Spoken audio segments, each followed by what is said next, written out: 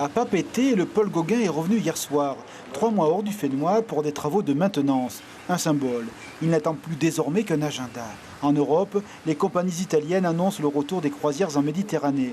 Protocole sanitaire, tests, vaccins, des routes s'ouvrent à nouveau pour conquérir une clientèle mondiale en attente. À 90% en Polynésie, le public des croisières est international. Dans cette entreprise, dont les bateaux sont basés aux îles sous le vent, malgré la crise, les emplois ont été maintenus. Plus de 20 salariés, un esprit d'équipe et de famille, mais dont la hâte est de repartir au large.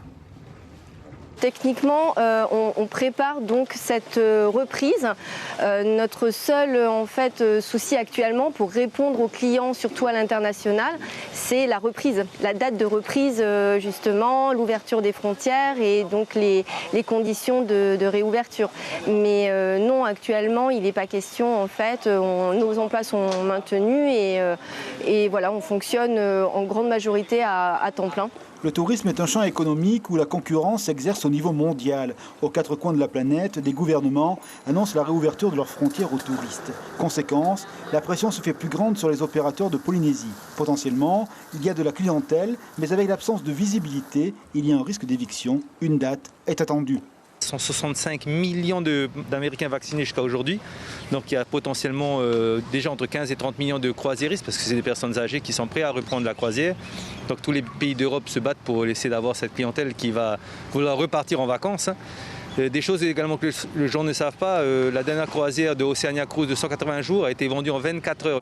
Bien sûr, il y a des aides pour passer le flou du moment, le dièse, des exonérations du port autonome. Mais l'enjeu d'une reprise va au-delà des plans comptables. Il s'agit de maintenir un outil de travail et de fidéliser des salariés dont le savoir-faire pose la signature d'une marque. Le face-à-face avec le temps est crucial.